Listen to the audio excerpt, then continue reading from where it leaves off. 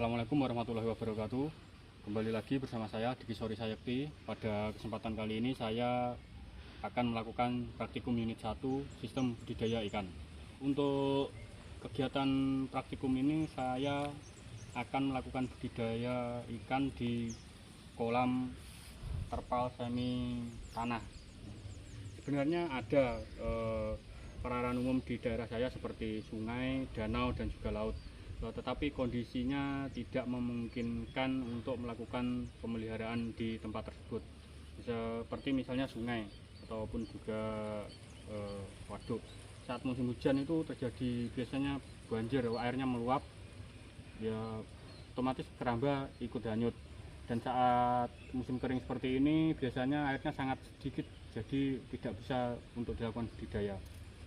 Sejauh pengamatan saya pun di tempat-tempat tersebut tidak ada orang yang melakukan budidaya ikan. Yang umum ya melakukan budidaya di kolam seperti ini.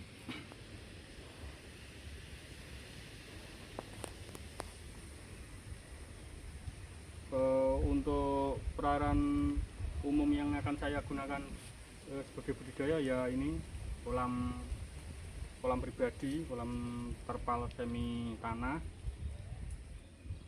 Lokasinya berada di Desa Pojok, Kecamatan Campur Darat, Kabupaten Tulungagung.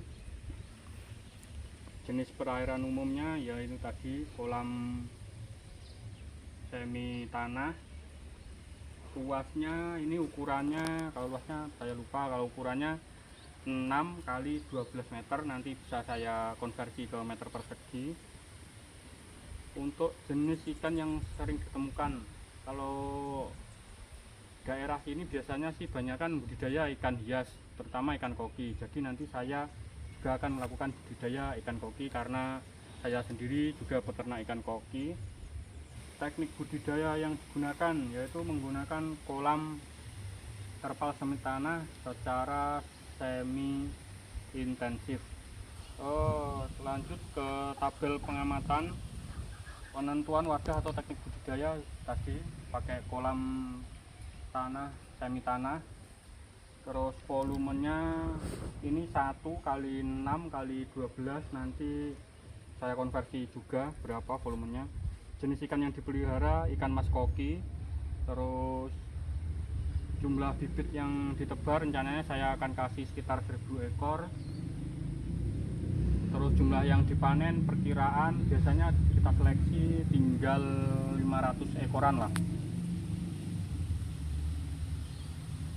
Jumlah biaya yang dikeluarkan untuk pembuatan kolam ini dulu pembuatannya menghabiskan biaya sekitar 2.500.000, itu sudah termasuk untuk upah tukangnya membuat tanggul pinggir, terus untuk beli terpal, beli batako. Kalau untuk mesin pompa ini sudah dari dulu ini. Mungkin nanti bisa dilanjutkan ke dalam prosesnya apa saja dalam proses budidaya ikan ini. Oke, pada tahap awal budidaya ikan kita lakukan pembersihan kolam dulu, dimulai dari pembersihan dasar kolam. Ini lumut sama lumpurnya kita tarik ke situ lalu diangkut dibuang. Sama pinggiran kolam nanti kita bersihkan biar tidak ada kroco istilahnya sama organisme pengganggu lainnya. Oke, kita lanjutkan. Kita tarik dulu ini. Mantap. Iya. Kita kumpulkan. Kumpul buat apa ya?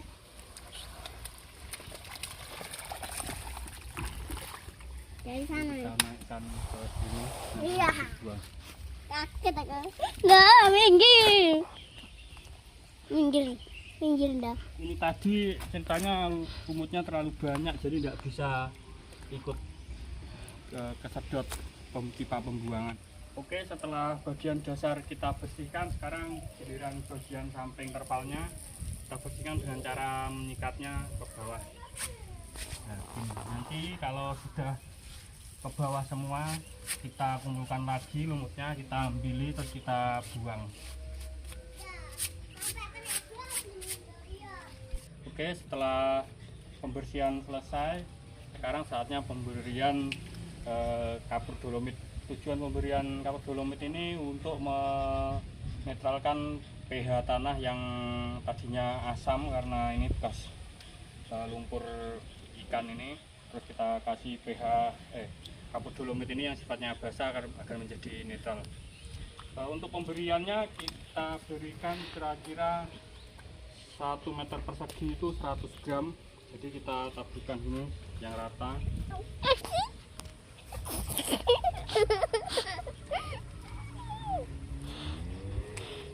Ayah kita main Pak. Kemarin setelah untuk persiapan lahannya sudah selesai, kita sudah taburi kapur dolomit. Untuk sekarang saatnya mengisi air. Dalam pengisian air kita menggunakan pompa air listrik, ini sudah nyala ya, tinggal kita buka airnya saja. Ini kemarin untuk dolomitnya sudah dibiarkan semalam, jadi sudah tercampur. Sekarang kita bisa isi air. Nanti kita isi air sampai penuh. Setelah itu mungkin kita diamkan sekitar 2 hari atau 3 hari, lalu bisa diisi benih ikan. Oke, pada kesempatan kali ini kita akan melakukan penaburan benih ikan. Sebelum ditaburkan, ini kita aklimatisasi suhu sekitar 3-5 menit.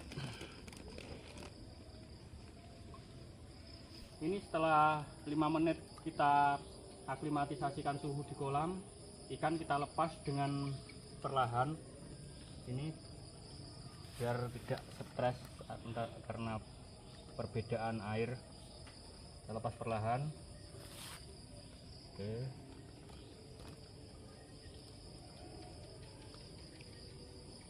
Kita amati sebentar, kalau ikannya mau turun ke air semua, setelahnya masuk semua, nggak ada yang mendongak ke atas, itu tandanya ikannya sehat.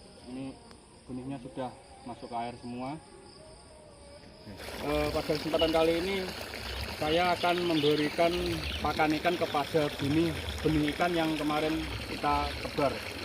Karena ukurannya benihnya masih cukup kecil, kita kasih makan cacing sutra. Cara pemberian pakannya, pertama kita siapkan, kalau bahasa sini lemper ya, itu digantung gini biar tidak sampai ke dasar. Terus cacing sutranya kita letakkan di lempernya.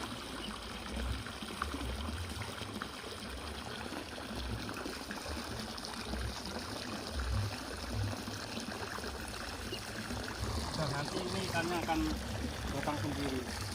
Selain pemberian pakan, hal utama dalam perawatan ikan adalah sirkulasi air. Jika kondisi air ikan, air kolam ini bagus, maka pertumbuhan dan kesehatan ikan pun juga bagus. Ini kita istilahnya kita grosok atau sirkulasi ini setiap hari 1 jam. Pada kesempatan ini kita juga akan memantau kondisi perkembangan ikan. Ini sudah mulai terlihat membesar ikannya. Kemarin kita masukkan bibit itu sekitar 1 batang lidi, sekarang sudah hampir serokok itu. Kelihatan enggak kira-kira ikannya? Nah, itu. Ya, untuk ikan umur 10 hari saya kira udah cukup lah perkembangannya.